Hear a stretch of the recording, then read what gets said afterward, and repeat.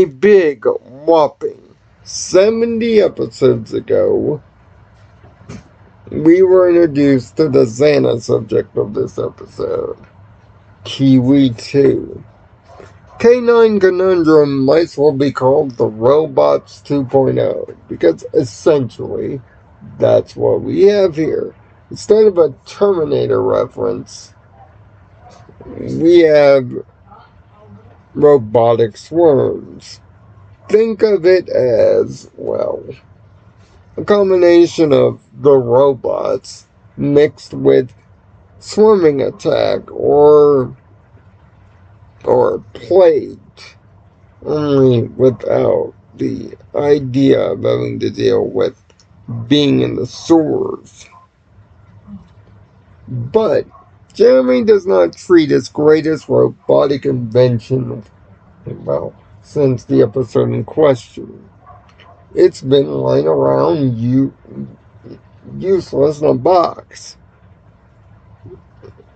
Xana doesn't really think it shouldn't be because he finds it as his next bright idea. Why so? Because the actual Kiwi, the real one, is being like every small dog owner's nightmare, chewing up everything in sight and just being a general nuisance, although unintentionally so. As an owner of small dogs myself, I understand their plight. It's a relatable one, especially, especially if you're a family with one of those dogs, especially when they're puppies. So as the real Kiwi has to hang it out in the factory for punishment, the robotic Kiwi is used for the next Xana attack. And it's not just him. Thanks to Xana's cloning technology, he's made a whole army of robotic Kiwis. And these things are like Cujo. They're out for blood, going after the entire student body, Lyoko warriors included. It's a pretty terrifying attack. Dogs might be man's best friend, but trust me, if they find you an enemy, they can be your worst nightmare, and it shows. So off to Lyoko we go to stop the Robo clones from causing havoc. Now, the big thing is, this episode's sneaky highlight is Jim Morales.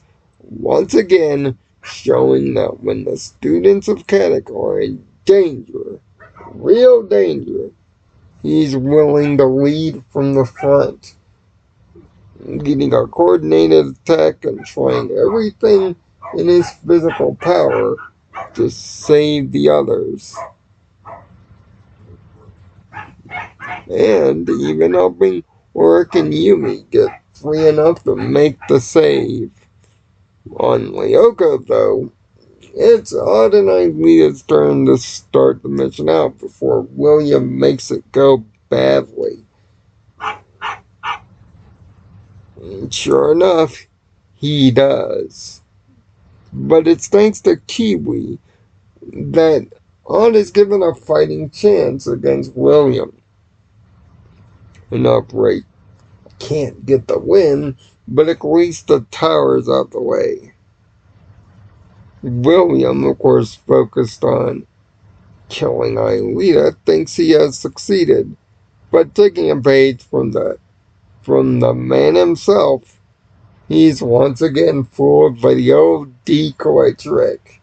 For the third time in this series, Aelita's pulled the fast one, even getting in a cheeky line at the end and sounding totally badass delivering it. No, France won't be making a visit today. Thankfully not. And the day is saved, and the robotic Kiwis can stay just a 1-all. Kiwi finally gets his normal house back, only to immediately try to reassert dominance. Because that's what dogs do. This episode's a sneaky one. It's definitely a 4 out of 6. It's one of the better episodes of the entire series, if you really think about it in terms of season 4. It sneaks up on you big time. Jim's coordinated assault against the Robo clones, protecting the kids with his life, similar to Walt's start by harrowing idea of literally being attacked by a pack of dogs, and of course, the robotic dog itself being a callback to an episode 70 episodes ago. It's hard to believe that I've been doing this for 86 weeks.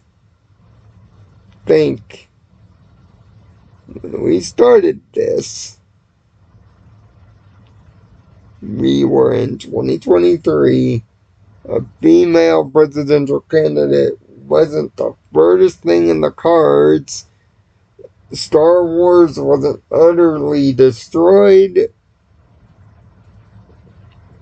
and Vince McMahon was still in power in the WWE. It's been a long time. And now with only 8 proper reviews to go, we're off to a space oddity. Yes, Coglioko in space. Matter of speaking. But that's next week. Tune in then. Find peace in your own nirvana and love your pets. Even if some days they get on your nerves.